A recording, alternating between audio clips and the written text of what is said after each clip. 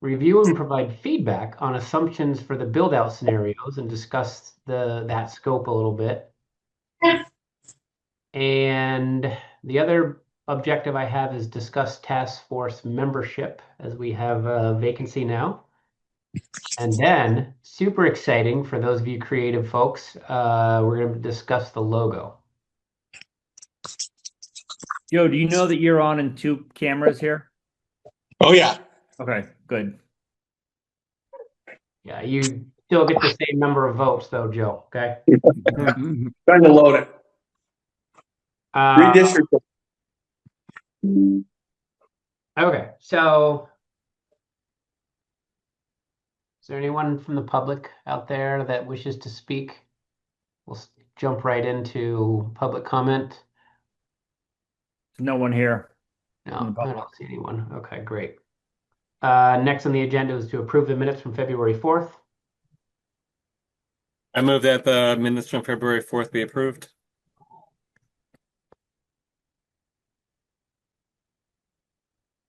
Second it. All those in favor say aye. Aye. Aye. I abstain. I think I wasn't there. The motion passes. Minutes are now official minutes. Nice work, everybody, on that. And then I think that brings us right into the project update, which you're going to take, I think, Kate. That's right. Can you hear me okay? Yep. Great. Well, it's good to see you all. It's a little unusual to be here remotely, but at least we're here, and I really appreciate the flexibility with scheduling. So, as you know, at the beginning of each meeting, we like to just remind ourselves where we are in the overall project and where we're headed. You know very well that we're somewhere between the 60% and the 90% PER, preliminary engineering report, and figuring out more information about the soils at the Browns River Middle School in order to narrow down the disposal options that will allow the 90% report to be completed with a preferred alternative. That's what the 90% report will show us. There have been no changes to this schedule since the last time we talked. That's all. Okay. Next is the select board liaison report, and then new task force member we have on there. I don't really have too much from the select board. I didn't have much of an update on this last select board meeting, other than we had just gotten the information about the boring results and that they were favorable, but I hadn't reviewed them at the time. So, and then, yeah, we're gonna have to pick a new member, but do we have that later on in the agenda? I think This is the only place. Okay, Yeah. I think it's the only spot. All right. So yeah, I guess with this, we'd like to know, like, what's the ideal task force member that we're looking for? Like, is there a specific skill set that we need that we don't have that would be good? What thoughts do you committee members have on this? So I'm just wondering, as we progress with the technical stuff, we're looking pretty good as far as technical stuff. And as we move into the making this real, I would think we'd want to concentrate with members that are good at procuring money and marketing and so on. Because won't that be the next phase? Yep, I don't disagree with that. Do we have that skill set anywhere else? Like Kate, is that something that you or Chris or Susan, that you folks feel like you have those skills, or is that something that we should be thinking about in terms of the new member? I'd say I have those skills at a high level and a coordinating level and a making connections level. As far as managing grants, or doing the full financing coordination, I think I would benefit from working with a task force member who's got a little bit more experience. We also have some experience in-house on that, But I think that's not a bad idea. The other really important thing to be able to do is explain how those funding and financing systems work. So being able to communicate about it, because there are so many moving pieces in at the phase when funding is being assembled, someone who can help with that would be great. When you say we have that skill set in-house, do you mean at CCRPC or in Jericho staff? CCRPC, possibly also in Jericho staff that I'm just not aware of. Okay. The only other thought I have in terms of what we don't have any like strong housing advocates. And I'm not saying that, I mean, we are all housing advocates, but we don't have anyone that is a specific like housing person or expert in that field.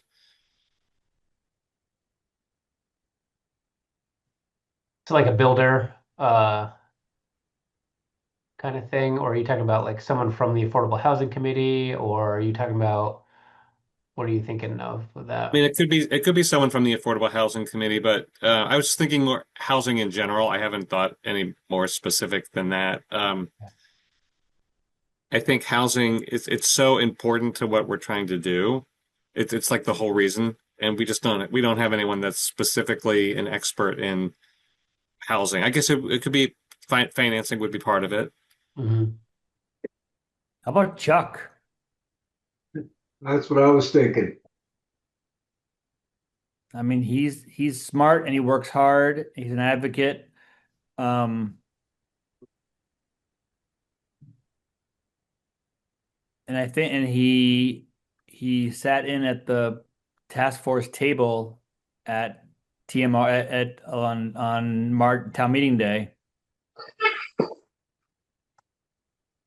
Yeah, another person I thought of was maybe Samantha Dunn just now in this conversation. She used to work for Evernorth, an affordable housing builder. She was on the planning commission in Jericho for a few years, several years ago. Peter, you worked with her when she was on the planning commission. I don't know if she would be open to it based on the time commitment, but she might bring good funding stack, affordable housing developer kind of expertise.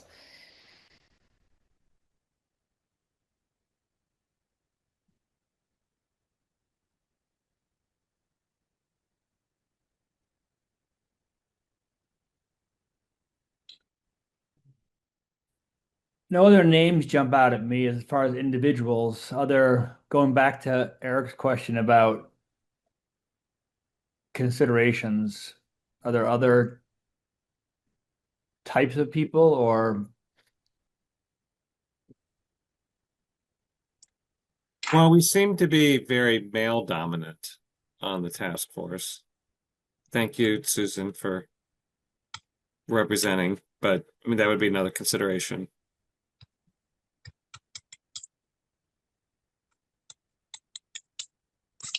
You Okay. could also think about village residents. SJ's in the foothills? I'm What not was sure that? what her band. SJ Doobie, Sarah Jane Doobie lives in the foothills, which is just outside the space we're talking about. She's also a woman and smart and hardworking. I'm not sure what her bandwidth is, where her bandwidth is these days.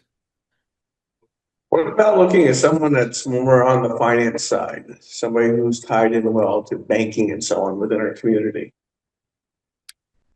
Does Samantha have that experience too? Yeah. I would think she would, yeah. I think that might be right now, if you're describing it, and to be honest with you, I looked up what she does right now. I think that'd be a first choice to take a look at. You're talking about Samantha, Joe? I am. Yeah. She's great. I mean, she's smart. Yeah, I think you know her maybe the best, Peter, or maybe Susan. Would either of you be willing to reach out and convince her that how much fun we have and Mhm. what a blast it is? Like, And how little time it Hey, is. it's way more exciting talking about wastewater than I thought it might be. Now, granted, that was a fairly low bar to begin with, but it has exceeded that, so that's something. I could reach out to Samantha, sure. Cool. Okay. Let me know how that goes. If she's a Yep. hard no, then are people, what do people think about Chuck? He definitely is good at researching and he is good at he knows housing and he's also got this knack for um knowing somebody to go to, right? Like you talk to him and like, oh, have you ever thought about calling this random person in Essex? I'm like, well, no, of course I haven't thought of that, but Hmm. it's a good idea, you know? So he's good at that type of thing. I don't know about like finance particularly, but boy, he'd be good at figuring out who to go to for that or how to go about getting that information. So He was uh, wasn't he a finance guy at Ben and Jerry's? Wasn't he? I'm not sure if he was the finance guy, but he was at Ben and CFO, Jerry's. CEO. I don't know what he was. He was up He there. was Yeah. he was chief something officer. He was a big deal. But I'm not sure if it was finance Yeah. specifically. yeah. Maybe he could be our number two pick. Well, Yeah. speak on the finance side, I also wondered about Brian Stevens. He's a resident. He's the town treasurer. He's the one who really advises the staff on building out the capital budget. And he, I think, is the CFO at Smugs. He just retired, I He's think. retiring, yeah, because of that merger. So I think So that is merger was his last hurrah there, is what he shared with us. So so is that good? Because he'll have more time available and it's very integrated into what we're going to yeah, need to that's be a great working with him idea. on anyway.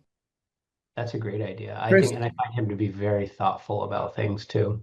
Chris, do you have I don't know one way or the other. If I think of Brian is really smart with money and spreadsheets and the budget. Does he have connections does he understand? I mean, probably, I guess he does probably from Smugs, but like the banking systems and how to access grants and that kind of thing, which I think is what Joe's talking about.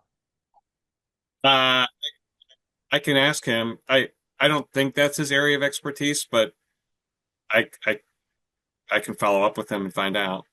He does know people at the Vermont at the bond bank for, on the municipal side, but yeah, I don't know how much of that it's going to be compared to like real banks or whatever. But Can anyone think of someone with a middle schooler?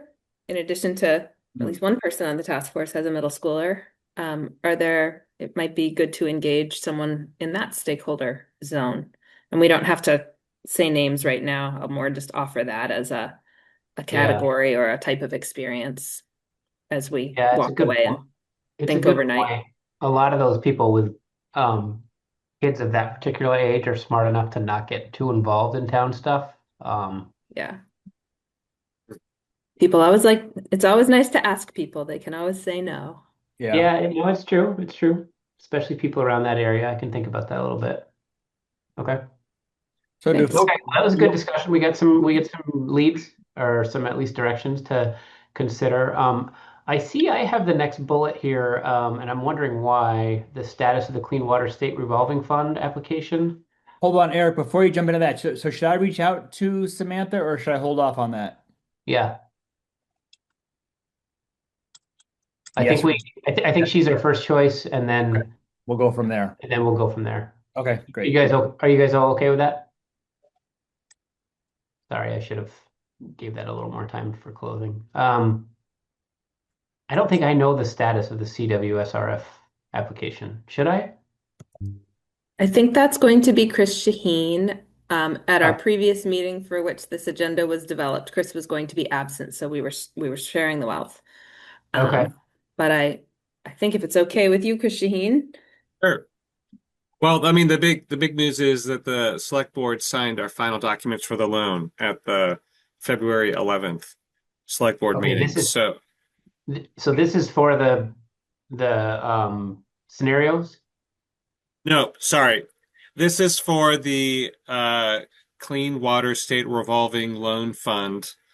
Um, we have been working on it with the Boyce and King for several months, Oh, sorry. I even know what you're though talking about. Yeah, the yeah, you're right. loan, Yep, yep, had not been signed, sealed, and delivered. So at you're the right. February 11th, uh, we it's just been so long since the task force has gotten Yeah, together. sorry. It seems like a long I time did ago know now. about that. Yeah, Yeah, yeah. it's just okay. Yeah, so the select board signed the document. It's all been officially paperwork and everything's been taken care of. And we've actually submitted our first reimbursement. The town submitted its first reimbursement in February. So Okay. this is all Yep. good. Yep. Okay, cool. All right. Sorry, I got the two mixed up again. Anything else on that? Questions?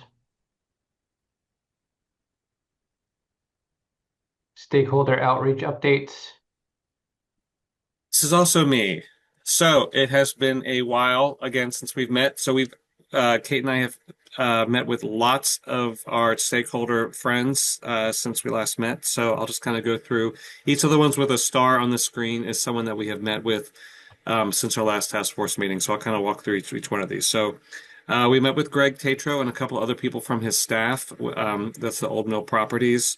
Um, we're just coordinating our development scenario work with what his plans are for the property, what's been approved from the DRB. That was a really great discussion. We met with the town planner from Underhill. Was there anyone else on that call, Kate? I think it was just Larry Lowak.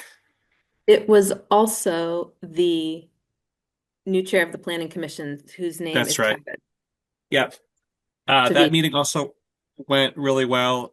Underhill also applied for a municipal planning grant. That's the grant that we applied for that's paying for our development scenarios. Their municipal planning grant is looking at their village part of the Riverside Underhill Flats village.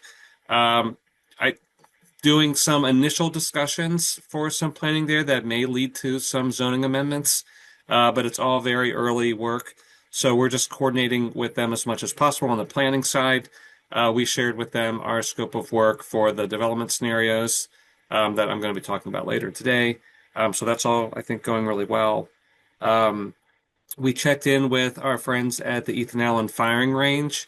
They are just interested in what we're doing on wastewater in Jericho. They have their own wastewater needs, and although what we're doing in Riverside isn't a direct connection to needs that they might have on the firing range, they are interested in housing in the area for people that work at the firing range. So we're just checking in with them periodically to let them know what's going on with that. That was also a really good discussion. Um, Next is the Mount Mansfield Unified Union School District. We're just in regular check-ins with them, particularly on the additional boring, soil borings that were done recently, coordinating on that. Eric and Kate are also meeting with some folks at the school later this week, just to update them on where things are with our progress, and And just to build did that I, relationship. and we also met, Chris Brown and I also met Oh, right. with the superintendent. Did I give that update at the last meeting, or I can't remember if we met with him before or after the previous meeting? I'm not sure we received an update on that. It wouldn't hurt to recap. Okay, so yeah, Chris Brown and I um reach out to the or finally were able to kind of nail down John Muldoon. Had a really good discussion. He's 100% on board. Not to the sense that he like wrote us out an easement, but to the point where he certainly recognizes what we need to do, what we're trying to do, wants to know how we can help, how we can partner. Um, it was extremely positive, and I personally was quite nervous about how far we'd gone without at least some sort of warm fuzzy from that group. And I left feeling that warm fuzzy I was kind of looking for. Obviously, we still need to continue the discussion, but it was great. Is Good. he gonna bounce this off the board at all? I talked to a board member the other day where I work with all the time, and he said they've heard nothing about this. Well, I think that board member's a little out of Well, the loop because limited. they haven't been, they have, yeah, I don't know, maybe he's out of the loop, I don't know, but he's an engineer. My Yeah, recollection is that That's all I heard, yeah. yeah, my recollection is that someone reached out to Edie and she just said, talk to the superintendent. It's yeah. his jam and it's like and the board's she didn't say explicitly the board's not interested or the board's not a part of this, but it Right. felt implicit that talk to John Muldoon and he'll take it from there. Well, I'm glad we've got that's been done, that's great, yeah. Yeah, I expect the conversation might cycle around different groups a couple of times as when and if this progresses. And maybe that's a question for us to ask the principal and facilities director on Wednesday, Eric, is if there's anything we should know about their decision-making process or who else needs to be brought in, or if we can provide information, if that would be helpful. And when we had initiated our conversations with the facilities, with Phil at the middle school back in the fall, we asked about the level of involvement we should be thinking about with the school board, and he just thought it was too early at that time to take it to the school board. So I think that would be good to have that follow up when you're meeting with them on Wednesday. Okay.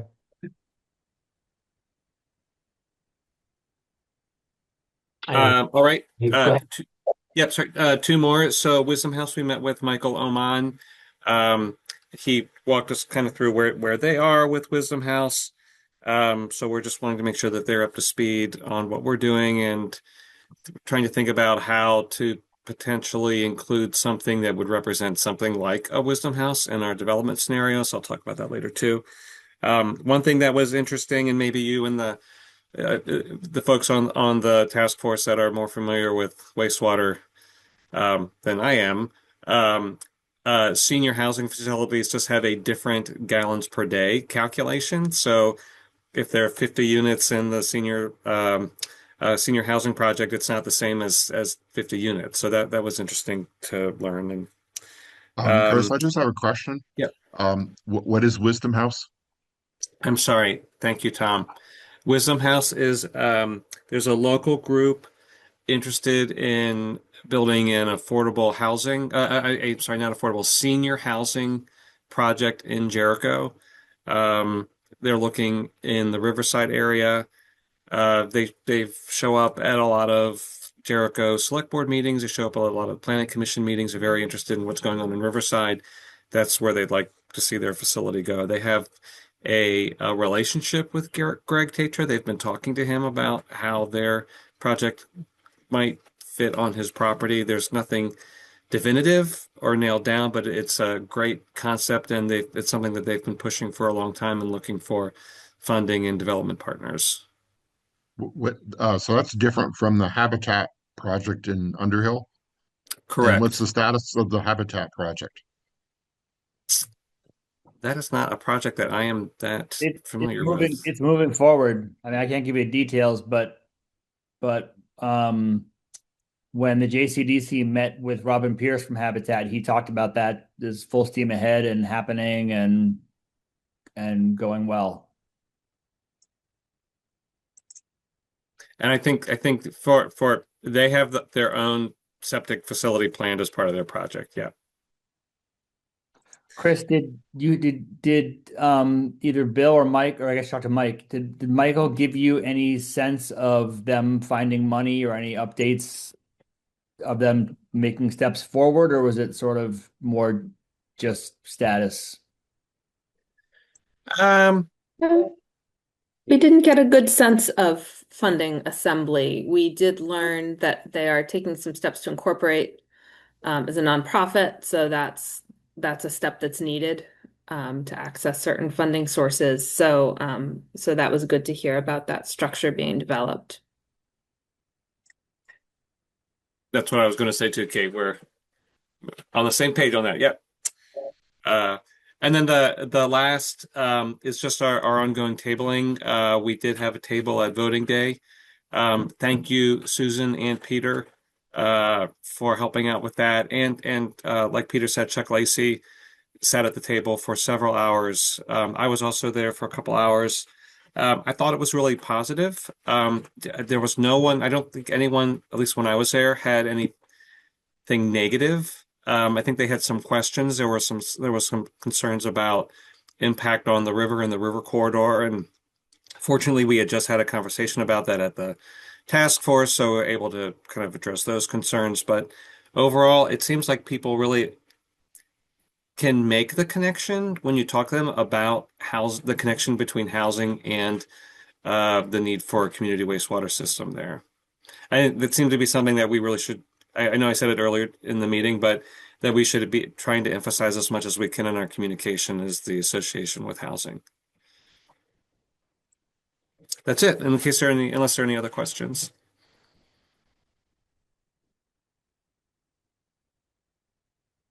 Okay. And then I just have last meeting follow-ups, but I don't, unless there's anyone that needs to spend time on that, we can go right into the. Actually, there was a specific question that came at the last meeting that I found an answer to, so I just wanted to share Oh, what I yeah, learned. that's right. Yeah, go ahead. Yeah. And I think you have that slide up, right, Chris? Yep. Okay, great.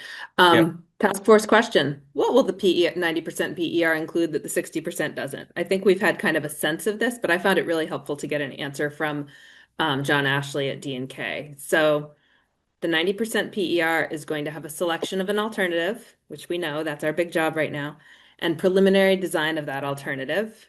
They'll update section 5 from the 60% PER and add the required elements of the proposed project. So we'll get this bulleted list: the preliminary project design, project schedule, permit requirements, sustainability considerations, the total project cost opinion, and the annual operating budget, and detail on how many homes can be connected and what it would cost. So that's where we're really going to drill down. And that's why the selection of the alternative, which related to that is the selection of the service area, is going to be so important. So I think we've all developed a pretty good sense that this is where we're heading, but I just found it really helpful the way that John articulated it. So I wanted to put it in a slide for all of us tonight. Any questions about that?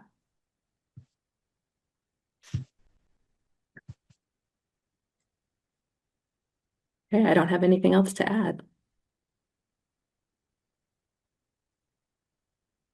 Okay, and then the borings. All right, I think this is me, right? All right.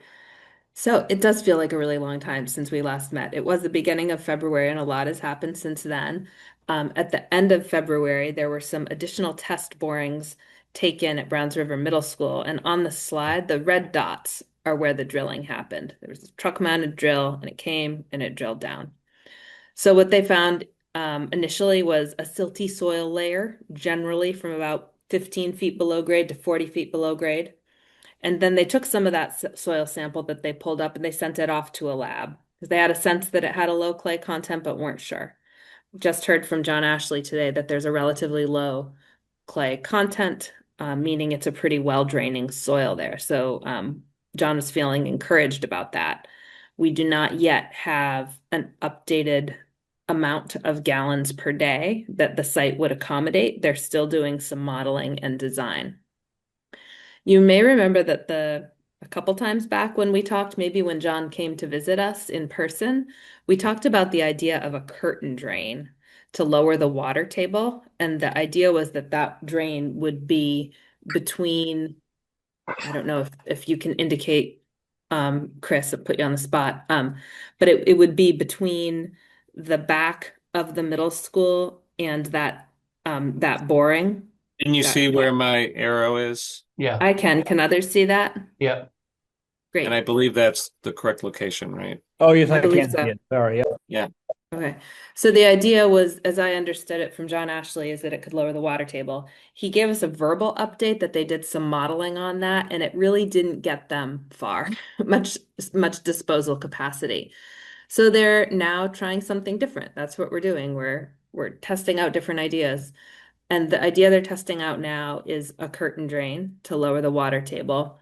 On a part of this map that's actually off the diagram. But the potential disposal site that's kind of north of the corner of the school up there, kind of by the I forget what's over there. There's like a cool rock Around climbing. here. Yeah, up around there. But toward the front of the school, between the school and the road. Yeah. So they're still doing some modeling on that. We're going to hear how that might work, but it was an encouraging email today. Also mentioned that they are studying the historic river corridor behavior, thinking about extreme rain events that have taken place in the not so distant past, like Irene and others, and talking with DEC to understand what that might mean for constraints in the river corridor. So that they've heard our interest in that. They are reviewing the river corridor regulations, and my understanding from John is that coordinating with DEC on the soils and the river corridor. So hope to hear more about what this might mean for us and what the capacity might be later this week. Has he said any more about the indirect discharge? We've not talked more about that. Yeah. We've And not talked more about that's a pretty big deal, cost wise, time wise. Oh, I think we already know the answer, right? I think Justin wasn't at the last meeting that No, it wasn't. Yeah. yeah, we Can't basically avoid it. we had the previous plan is going to absolutely require the indirect just discharge rules, and so I think the system that we're looking at now avoids it. Is that right? Or I think that they're looking into whether the different disposal sites would be hydrologically connected Yeah. or not. right? This is reminding me that we need to get a little clearer on that so that we can manage our expectations. Yeah, because I see, I mean, I don't need to get into the details too much here, but proposing a curtain drain, if it's not indirect discharge, that has to be a tested and proven drain, which puts you into next spring. Drains are supposed to be tested from March 1 to May 31st, for systems less than 6,500. And so you missed that date. So this must be for some other reason, I suppose, for modeling. I don't know. It might Yeah, could that's be a kind computer. of above my pay grade, but I just mostly curious if we're getting if there's a chance we can avoid indirect still. Yeah. Hey, I don't know hi. the answer to that. Yeah. Well, John, hi. This is Ashrak from the Wastewater program. So whether it's indirect discharge or a small scale system, can you please ask John to involve us like in these findings? We may like give an opinion or yeah. Sure, I will. Thank you. I believe it's his intent to be in touch with you about that. So I'm glad that'll work for both, and I'll underscore that with John. Okay, thank you.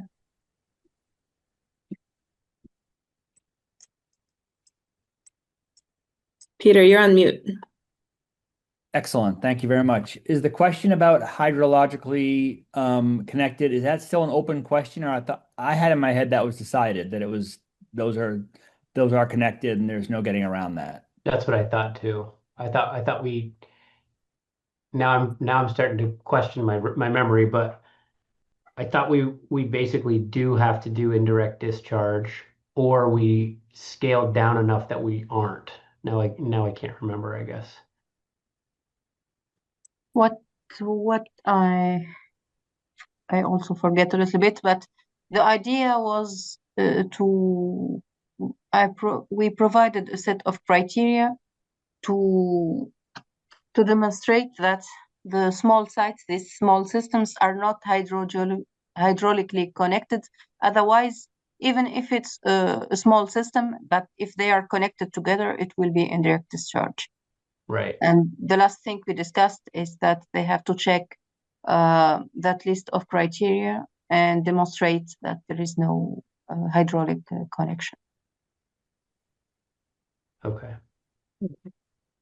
So that's something we'll find out more about before we get Mhm. too much farther. Yes. Thank you. You're welcome. Am I right that all of that, understanding that and sussing that out and deciding how to navigate all that, that's all in John Ashley's lap? Is that true? It is Yep. not in the task force's lap. I don't know if DEC has a role, if there's a back and forth with DEC There as well. is. Hi, Lynette. Yeah. There is. Okay. Okay. There's a back and forth between not old Larry Burke, but Du Bois and King and the Department of Environmental Conservation. Yeah, so John will do the modeling and then Ashwack and her team have to agree with the modeling. Okay, If, great. Thank you. Or not, as the case may be. Yep. Okay. And has John been in touch with either of you folks from DEC recently? I know the soil results are pretty new. Just the last maybe Wednesday they came in. I wonder if he's been in touch with you. Not with me. Okay. All right. We'll figure out when that's going to happen and make sure it does. Okay, thank you.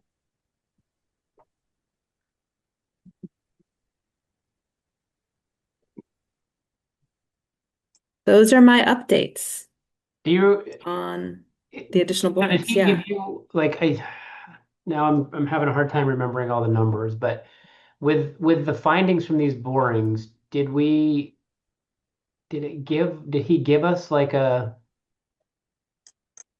right, Capacity. there was like a range we were looking at and it was like 20 Like a new something. gallons per day, like a new gallons per day number. No, we didn't get that up. We didn't get that yet. You're right, Eric. It was like 85,000 gallons per day up to 135 gallons per day. And we knew we were at the 85. And there's additional Previously. information I think will get us somewhere above that, Yeah. closer, or maybe even up to 135. I don't know yet. We don't know Yeah. yet. But Maybe we're I could hoping- just read you from his recent email, and then it'll be in his words. It says, good news, the lab results indicate the silt layer has very little clay content, and it's our opinion that it is a water-bearing layer. We're going to share this information with Ashwack from the Vermont DEC indirect discharge section to verify their concurrence. Disposal capacity, and I'm sorry I didn't send this to you earlier, it just came in a couple hours ago. Disposal capacity estimates are still under review, but are showing a substantive increase from our worst case low capacity estimates, assuming the disposal sites are mounted 1 foot above grade and a curtain drain is used to lower the water table in the area north of the school's existing leach field, so the area can be utilized for disposal also. And then he goes on to talk about reviewing current rules regarding the river corridor as well as aerial imagery, not finding evidence of recent meandering, speculating that a placing of a foot of fill in the proposed disposal area would be allowed, but we need to confirm our interpretation of that with DEC River Management. We will also run the modeling to estimate the disposal capacity without the 1 foot of mound fill. So that gives you a sense of kind of some of the remaining questions and the way that John is going to, and his team are going to be pursuing them.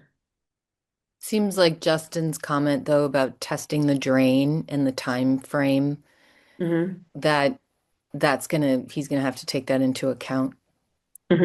Justin, could you If that's say that again? I didn't fully understand what you were saying. That's only if it's applicable to satisfy the rules. It depends on what rules they're going under. If they're going under the IDRs or the regular wastewater, I think. So they know that. We'll find out. We'll find out. Yeah. I know the 6,500 gallon a day and under stuff.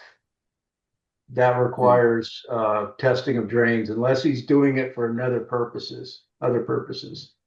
So He's doing that, I think, to if he lowers the seasonal high water table, it will give him more unsaturated like depth of soil, so there will be more capacity. Mhm. So he just want to lower the groundwater so that he have a bigger volume of soil for effluent treatment. So that gives Mhm. him more capacity. Right. That makes sense. And then sort of the question around how you test that out and making sure that the proposal would work at the time of year you were talking about, Justin, between Yeah. March 1st and May 31st when everything's melting. Yeah. Okay. Okay. Well, I'll follow up with John about those things. Mhm. One last Great. question. So, sorry, one last question, Kate. The last bullet there says more info later this week on how this affects designs. Do you think we'll have new gallons per day this week? Estimates? I hope we will, but Okay. I can't make a prediction. I feel Okay. like I mean, that's certainly that's one of the things we need next. Yeah. But I don't know how soon that's coming. Okay. I just had a question too about does anybody hear any more about the library expansion and how that might play into this? Do they need more wastewater capacity? Probably not, but they're expanding. They're having a meeting they're having like a public outreach meeting on March 30th, which I think is next Tuesday or next Monday, that I was planning on going to just to sort of hear what they're talking about. And I can ask that when I go there on Monday. Kate, I'm Thank you. wondering if we should add them to our stakeholder list. If we should probably reach out to them and schedule something. Yeah. I think that's a great idea. Susan does too. Cool.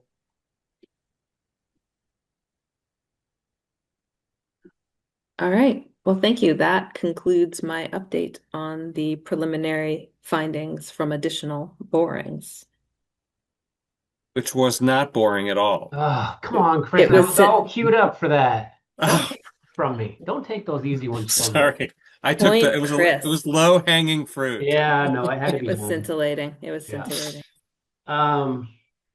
Okay, next up is Chris actually to talk about the development scenario work, which I'm super interested to hear about. Thanks. So this is also big news on this. So at the last select board meeting, which was last week, the select board approved a planning agreement between Jericho and the Chittenden County Regional Planning Commission, or CCRPC, to help us bring on a consultant, which we have now done. So we're going to be working with SE Group. They've got a lot of experience with community planning, doing the type of analysis that we're going to be doing. We have a kickoff meeting with them this week. So that's all very exciting. And what we're going to be doing with them and with CCRPC's help is going through a couple different development scenarios. I'll explain what that is and getting some numbers that'll help us better understand what the potential development is with the wastewater system. So what a development scenario is, it will basically be different numbers of homes and units making different assumptions based on whether it's just people using septic on their property, or whether we just have 85,000 gallons per day, or if we can get more capacity, what those different levels of development would be. So each one of those will have different number of homes or housing units. Each different scenario would have different types of different housing types. So if it's a system that's just based on people having septic on their own property, that would typically lead to something like a single family home or a duplex, something that doesn't take up, that only has a limited amount of capacity needed for a septic system, as opposed to a different scenario looking at, say, the moderate development or enhanced development, which would have the community wastewater systems, which we would get more units. And then in each of those, would have different types of housing units, so we could get multi-unit, a different scale. And then for each of those, we would also have tax revenue generated based on the number of units, residents, that type of thing. So that's what a development scenario is. And then the four scenarios that we're looking at a baseline, so just what's out there today. A limited development scenario, which would just be if we didn't do anything and it was just property owners relying on on-site septic. a moderate development scenario, which right now we're assuming that would just be looking at the middle school site, and then an enhanced development scenario, which would be potentially looking at other properties that would give us additional capacity. So those are the four different scenarios that we're looking at. In terms of what our deliverables would be, kind of what I walked through and what those scenarios would be. It'll tell us estimating how much housing we would get for each one, potential commercial space, and then what the wastewater demand would be for each of those scenarios. They will, I can't think of the exact number, but there are a certain number of illustrations that they will be providing for us, perspectives too, which there will be some back and forth. So we'll be coming to the task force at some point with some initial illustrations to get feedback. So we'll be able to tweak them a little bit to make sure it's showing exactly what we want, what we think we want it to show to help build support, public support. These will also be based on the wastewater capacity estimates that we are getting from Du Bois and King. So Du Bois and King is part of the team. They'll be at our kickoff meeting, and we'll be coordinating with them closely as we are moving through this process. And then I mentioned the fiscal analysis. So they will be looking at different costs associated with the different development scenarios, the different revenue generations, and then potential user fees. We need to talk about that a little more. I can't really answer any questions about that right now. There is some money in the budget for them to look at potential financing options, including CHIP, which I know we've talked about. And one of the things that'll be really great to come out of the study is it will give us that tax revenue generation from new development, which is so important and a critical piece of information for when you go to apply for CHIP, because CHIP is all about capturing some of that tax revenue to pay back the infrastructure costs. So this study will give us those numbers.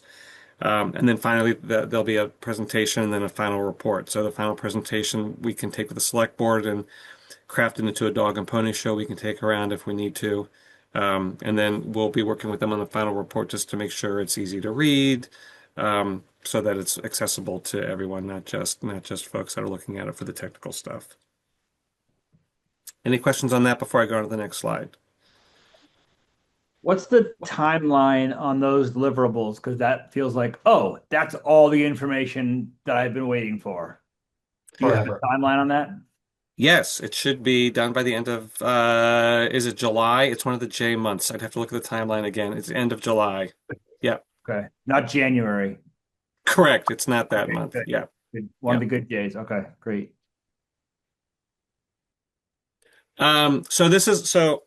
Kate and I have been working on figuring out what some of the assumptions are for these development scenarios, that we'll be working with SE Group.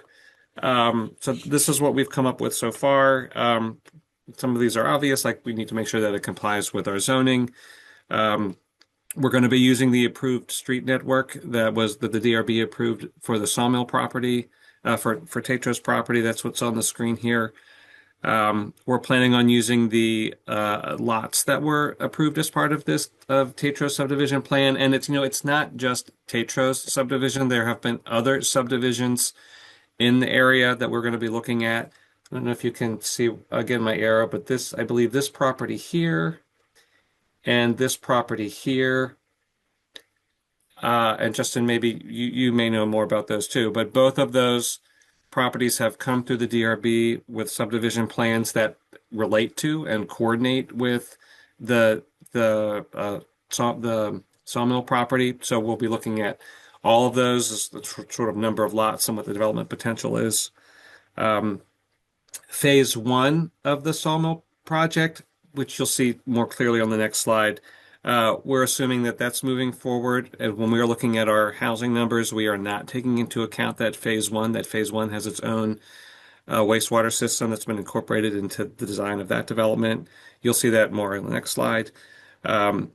We've decided, which I think is, again, just an assumption, that it's going to be a mix of single-family duplexes, small multifamily buildings, like 3 to 4 units, some apartment buildings with more than that, maybe up to 10 units, And then we want to, I mentioned before, we talked to Wisdom House. We want to figure out how to incorporate a larger multi-unit building, um, like a senior housing project, just so we have those numbers in our scheme for the development scenarios. Chris, when you were just listing single family duplexes, some 4-unit apartments, were you talking about about Greg Tatro's phase 1 project or the stuff outside of the phase 1 project? I was talking about the development scenarios when we Okay. are looking at the type of housing units that we want to see. We want to make sure there's a mix of housing in those development scenarios. Okay, thank you. Yeah.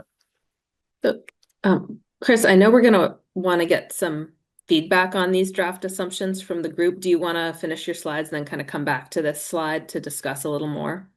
Sure. Yep. Super. I've just got Thank 2 you. more. Yep. Thanks. Yeah. So this is what I have been looking at so far, to try to start to piece this together so that we can get some information to our consultants so they can hit the ground running. So what is on this slide here? This is the development. This is the sawmill property. What is shown in blue, that is phase 1, which has 25 units. It's taking up 6.5 acres. This green space here, I believe, is their septic field. So all of this is an area that we are not going to be, we're going to be assuming that that's already being built out, and we're not for new housing. Everything that's around it, as well as these additional sites, are what we would be looking at for additional housing.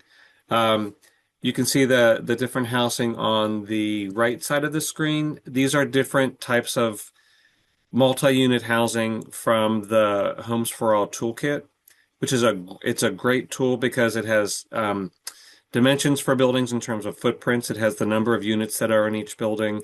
It's got layouts for the building, so there's a great level of detail for what we need. So you can see how I've started each of the different colors that are next to the buildings. I've tried to lay them out based on the lot sizes, based on the dimensions that are there, that are part of that subdivision, trying to piece that together. And you can see for just the ones that I've laid out here, that gets us up to 68 units. Those are all they're all multi-units ranging from either 2 units or some of them are 4-unit buildings.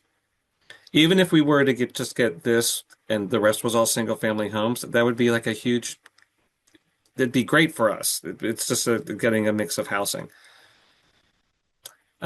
This slide just represents the different types of the more darker outlined buildings are from the Homes for All toolkit. We've gotten permission from Vermont Department of Housing and Community Development to use these illustrations in our modeling. So we've gotten these graphic files from their consultant, which we have shared with our consultant, so they can use those in their development scenarios.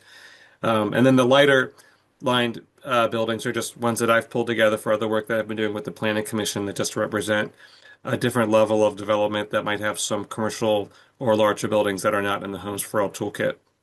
So we'll be pulling together a lot of different types of buildings to make sure that they fit in with the characteristics of Jericho and with the Riverside area.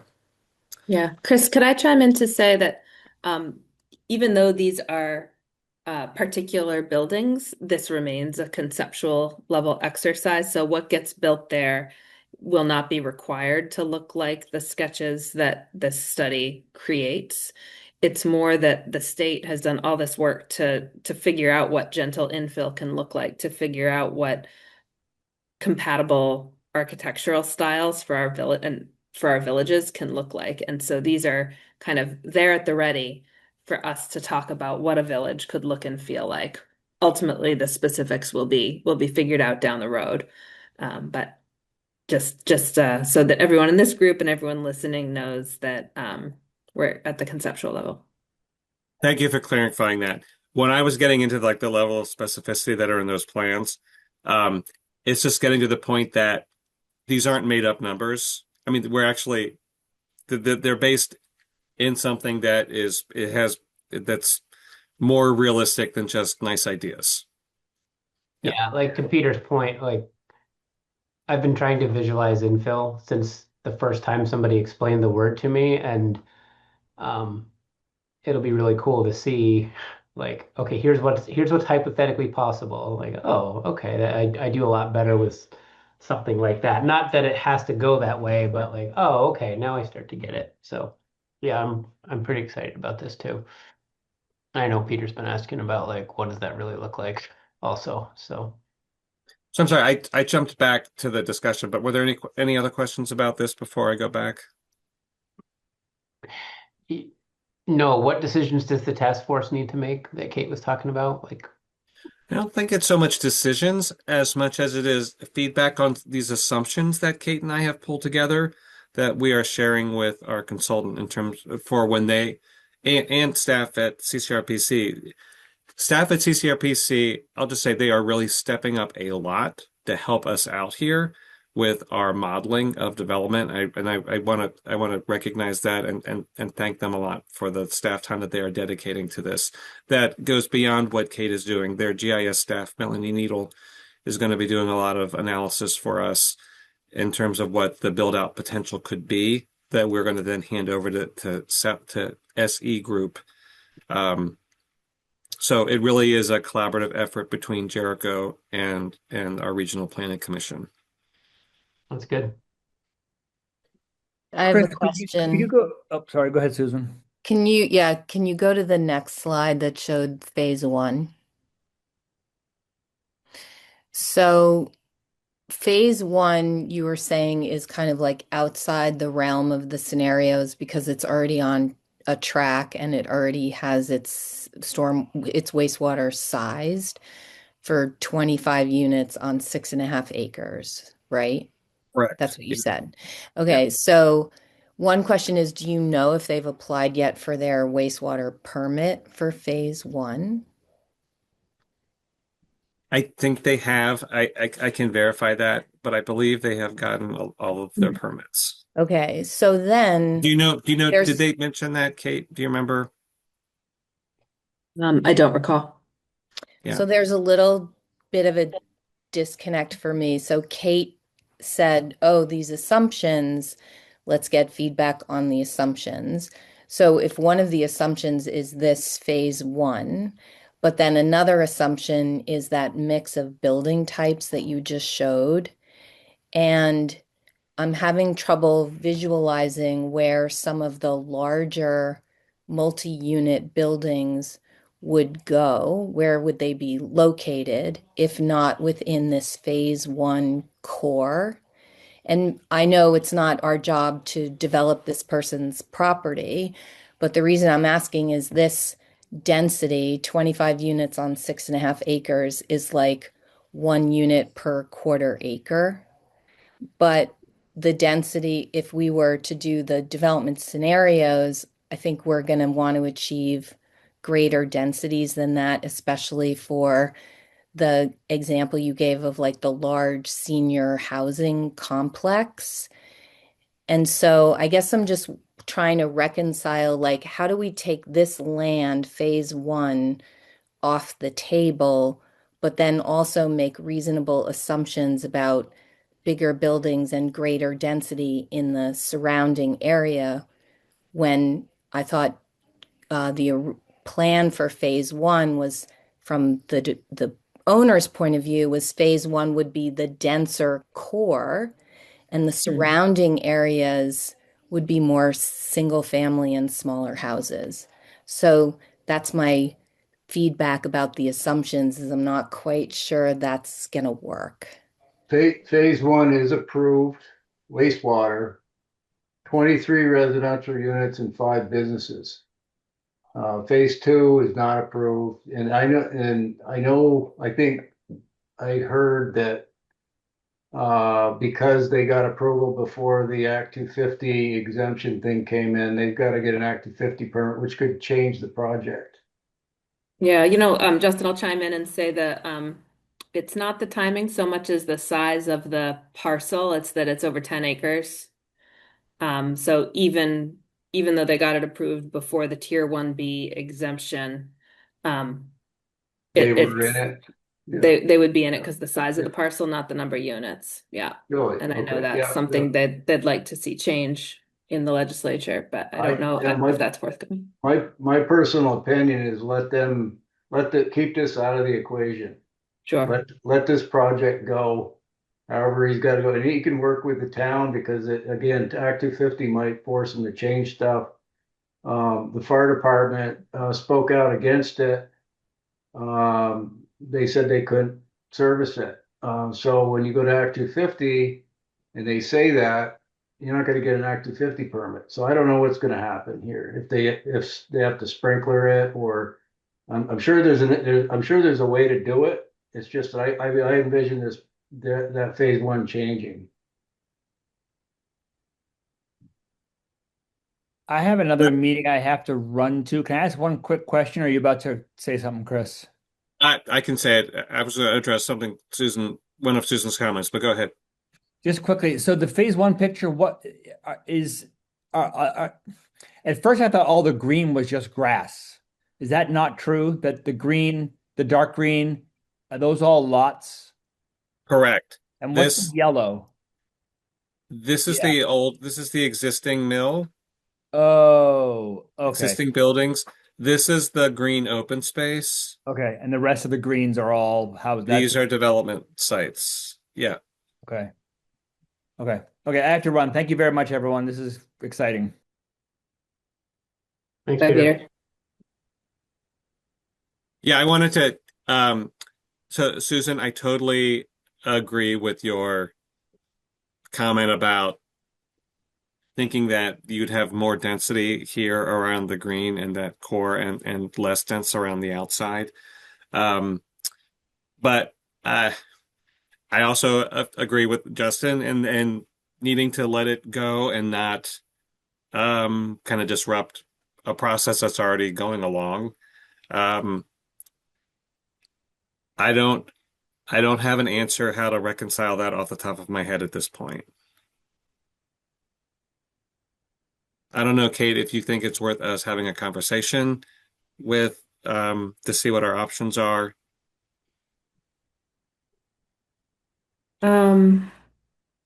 We could think on it some more, maybe talk more with Susan. I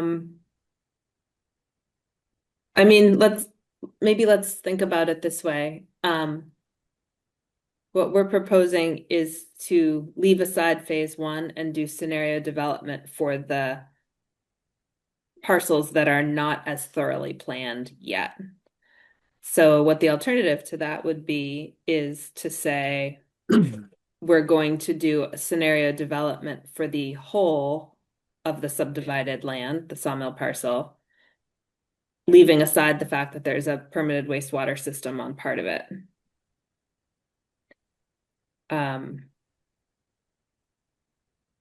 I think this also gets back to the point you were making before, Kate, is that these are just scenarios. These are not like literally what's going to happen.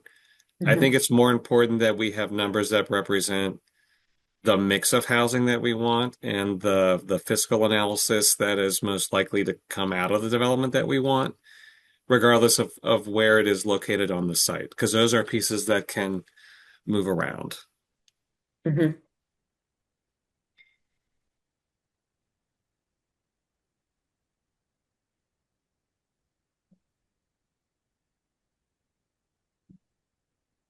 I'll go back to what the assumptions are that we had pulled together so far. So the other question I had about the assumptions is what kinds of assumptions the consultant will make about parking. Because like actually the way I had that like thought was that phase one has a pretty big parking area to go with the mill. And I'm excited to see a scenario that includes a big project like Riverside. And I know that particular development is thinking about putting all their parking underground, but whatever. Even if you were to do not Wisdom House and you were to do like a 10-unit building, it's probably not going to be underground. So probably think about what assumptions you want to make about parking.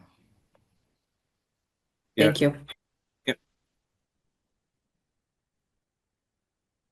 Based on conversations about Riverside that folks have been a part of previously, what do we already know about parking or about what the zoning says or about what the community vision is for how cars are managed?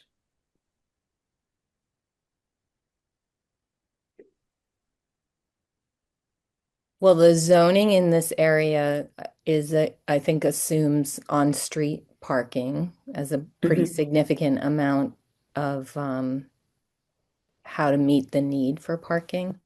It doesn't require underground parking. And we reduced the parking minimums to, I think, the minimum that the bylaw modernization guidebook advised. So you have data in the zoning probably to use for assumptions. Yeah. And the subdivision includes not just streets, but an alley network for Right. all of the sites. So it assumes complying with the zoning requirements and that there would be rear access for a number of the parking spaces. But like Susan said, the zoning does allow on-street parking to count toward required parking for the adjacent properties. And are all the streets in this approved site plan two-way streets? I I want to say yes, but there might be one that's not. Do you remember, Justin? I think there's one, you can, down the bottom right of the sheet. Looks like the street narrows there. Because I think the two-way is parking on both sides, right? One way would be parking on It one is, side. yeah, I think so, yeah. Mm-hmm. Yeah, you can, if you look closely, you can see the parking, markings. Both sides on the color version there, the phase I think the one. street that you're looking at that connects to River Road where it gets really narrow Yeah, only has parking on one side. yeah.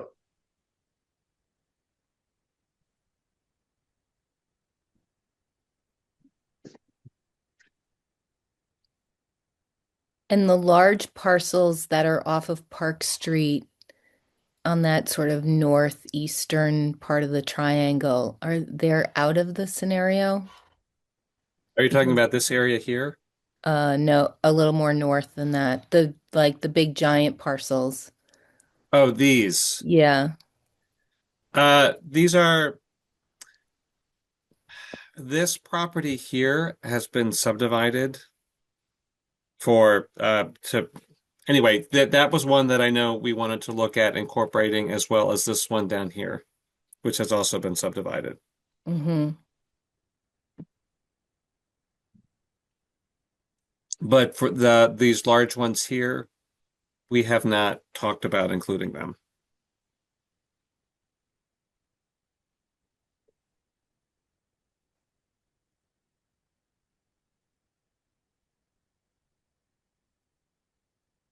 And the other thing on the scenarios, you talked in the other slide about mixed use. And there would be some mixed use, some commercial, but the second from the bottom is all residential. So the assumptions is going to include some percentage. Like I know D and K had said that their assumption around commercial was 11% for capacity estimates. So the consultant will come up with some guesstimates, right, about commercial use. Yeah, I think that's going to be part of the discussion and when we get the numbers back from D and K and the puzzle in terms of putting pieces together and seeing what comes closest to meeting our overall goal of having that mix of housing and some retail. What's the balance going to be? Cool. I'm excited to see how it shakes out. I mean, you can only guess your best guess, and my Right. reaction is these bullets lead us to making, a pretty good. It's better than a wild ass guess, but it's, it's really still just a guess, but it's an educated guess.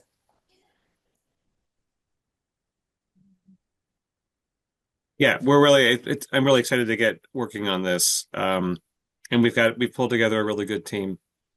So anxious to see Yeah, what we come up with. that's cool. I don't have a problem with any of the assumptions. I'm more excited to see a sample of what it could look like. Like I said, I'm kind of looking for that for a while. So,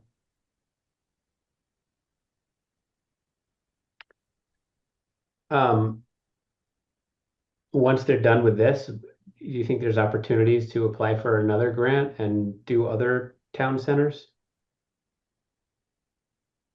Yes. Because some of those are, Yeah.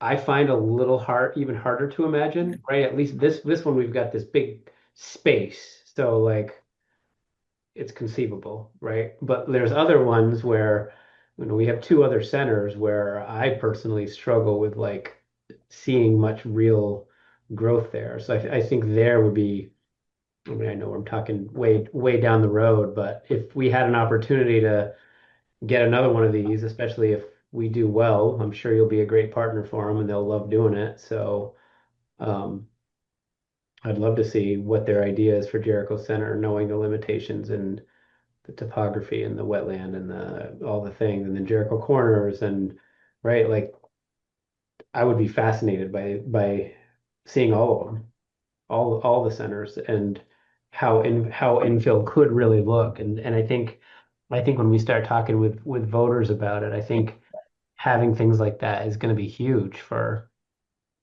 I know right now this committee is focused just on wastewater, um, but you know what I mean? Like telling people about why these density things matter, why these HOA things matter, right? Like like to me, all I imagine is like imagining my house that I had when I was in the foothills and like, okay, I guess I could have added one more building.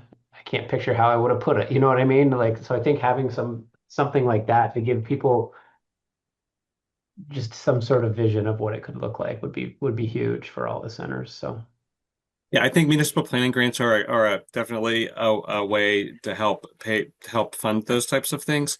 There are other things that we can look at. I know we had Cam and Finley that worked with us on the outreach mhm. strategy, but there are other types of partnerships that we can forge with UVM or the Leahy Center and try to pull in whatever resources we think we need to get at what you're talking about for the other village centers. Yeah, cool. Yeah, it's gonna be good. Any other questions on this? I mean, I guess here's my thing personally, from both the task force chair and the select board chair, I kind of trust Chris to run with it. And if those assumptions start not making sense, I hope you can just kind of roll with it and not wait for the committee to permission from the committee. I mean, I speak for myself in both those two roles. I can't speak for the whole committees, but that would be my direction if you were asking for it from me. Like these look fine to me, and if something weird comes up and you're like, oh, we need to change this, I would say just roll with it and don't wait for permission. And we will be coming back and checking in with the task force throughout the process. I know there's at least one time, I think, to look through at the development standards as they're being developed. Okay, good. Yeah. Thanks, Eric. Does anyone disagree with Oh, Eric's? sorry, I keep moving ahead. Sorry. That's okay. I keep thinking of questions. Does anyone disagree with Eric's suggested approach that these are a good starting place, and if we need to adjust as we go, please don't feel we need to come back to the committee to do that or the task force to do that, but I go mean, ahead and don't adjust. don't keep it from us, but like it's fine to wait till the next meeting and whatever. Yeah, Okay. So don't let it slow down the project. right. Okay. That all right with everybody? Yep. Thanks. Okay, next we have logo stuff. All right, the moment you've all been waiting for.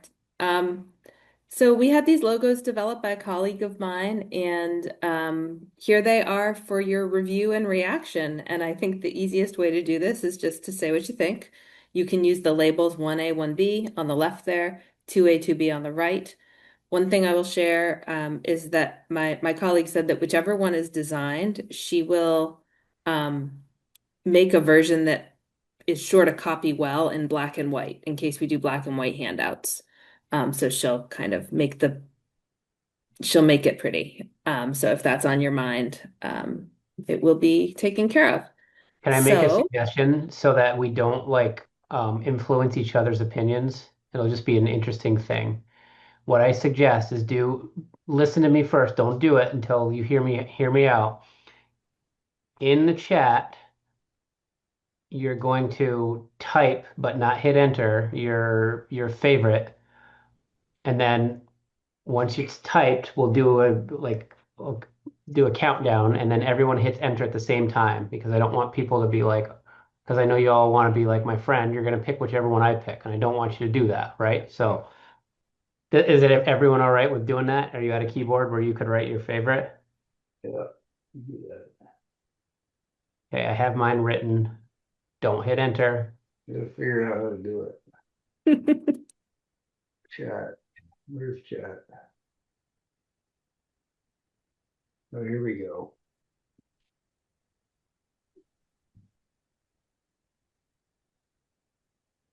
I'm ready.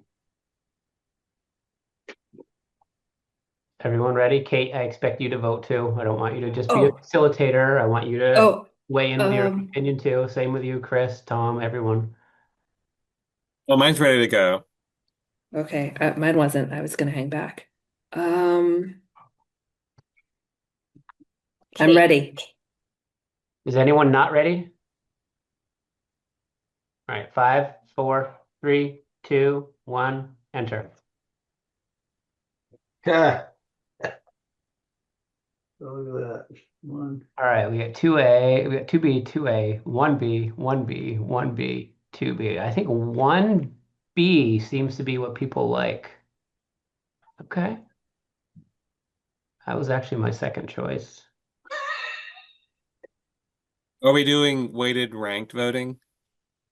Oh, sure, shortest weighted mean, yeah. Wait, I voted for 1B, but I really like the drop detail in 2B. So can we Me just too. have, That's why I voted for. So why did you vote for 1B then? Oh, I because said you like the. 1B, but use the drop from 2B. Oh, that would have been my vote too. Yep. The water drop is a commonly used in a lot of logos, and it's better to use water than wastewater color or whatever. But my personal 2A and 2B, the water looks more like a flame, a blue flame, like propane, or That's true. It that's does. just my A little opinion. bit. Because I deal with a company that has a similar logo, so they have a wastewater and a propane logo, and they're using the same thing. So That's true. It does look like a blue flame. And is the J support so almost supposed to look like a pipe? a P trap in a septic below your sink. I Doesn't thought kind of that look like that. I thought that was cool. But from a branding Clever. point of view, though, the website has already made a palette selection. It seems like we should stick with the palette of the town. I like the Like, purple. We've used the purple on some of our handouts. oh, we have. Okay. Yeah. Is that what you were And saying? yeah, I was thinking more of like that old Red Mill logo, and the website has like the red and the black. It's more recognizable to me as a Jericho brand. So I was wondering about the purple being red. And I was asking the question, is the logo for the project or for the task force? So I was surprised a little bit to see the logo for the task force. You don't think we need our own branding to talk about how awesome we are? Right, like well, that was, I was asking the question, like, are we branding the project? Like when Chris Shaheen, when you first did your Chat GPT logo thing, were you thinking about the task force or the project? Yeah, I was thinking that project. That's interesting. Because then the tagline, what would the tagline be then? You know, I think Tagline Kate somewhere. said community wastewater study, because it's still not a project, it's still a study. It could change over time. Promoting housing, human health, and a clean environment is what Yeah. it says on the community wastewater website. There you go. I And mean, I that's like, too long for a logo. It's too many Yeah. words. Yep. So probably just be community wastewater for now, or community wastewater study. I like the idea of tying it into the town logo colors. So like where we've used purple, we can just use the Red Mill red. Yeah.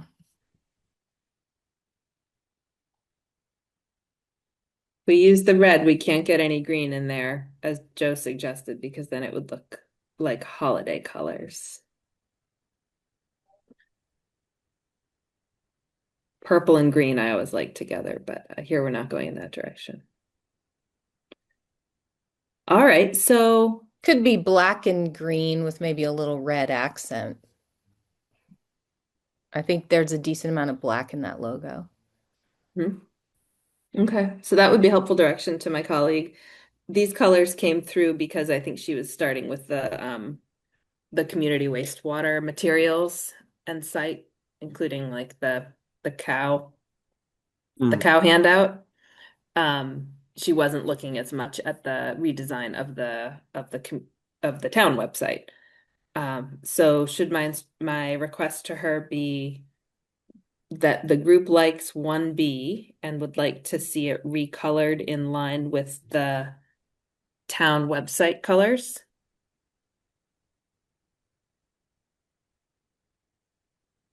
That works for me. Yeah. I've heard some yeahs and I saw a shrug.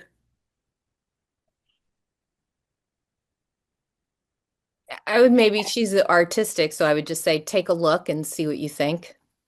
Yeah. Okay. Like I said earlier, I don't trust myself on any of this kind of stuff. So I don't listen to my opinion, I guess is what I'm getting at. Whatever she thinks is fine and whatever the committee thinks, I'm sure.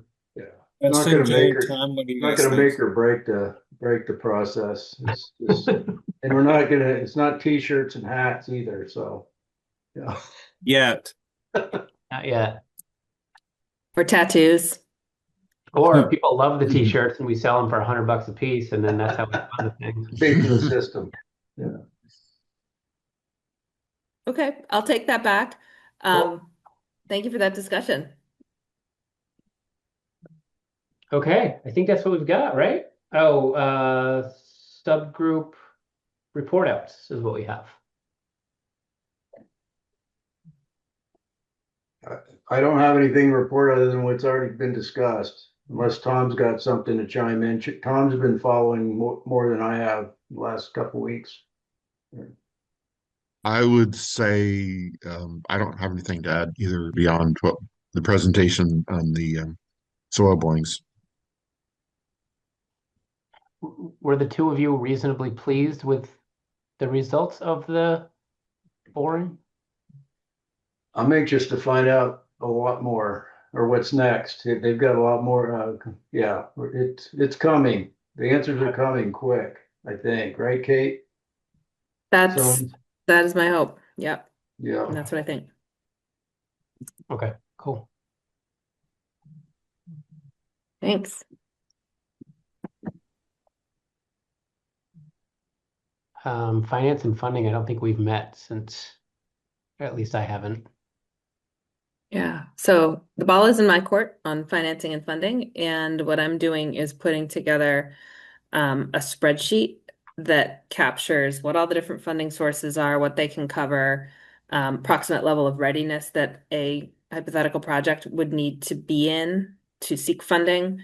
And then from that, what I want to do is translate it into kind of a timeline for starting to generate interest in this in the Jericho project, which will then translate into some maybe very preliminary meetings with some of those funders, just to plant the seed.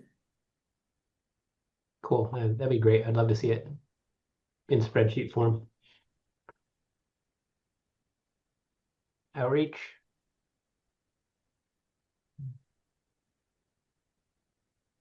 Is anyone on the outreach committee? Just you, Susan?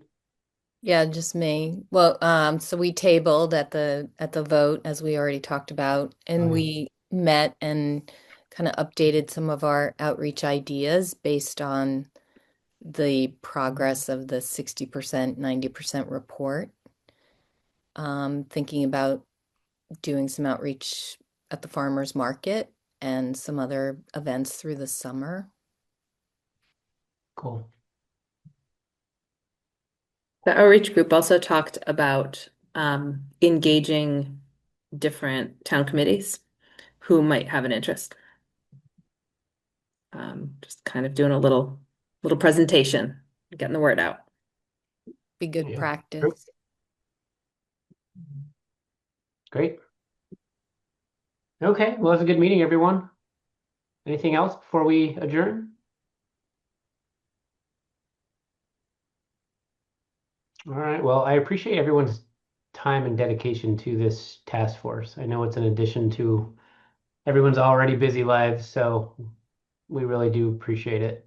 We need it, obviously. So, thanks, everyone. Thank you. Thank you. Thank you. Good Bye. night. Thanks. Bye. Thank you.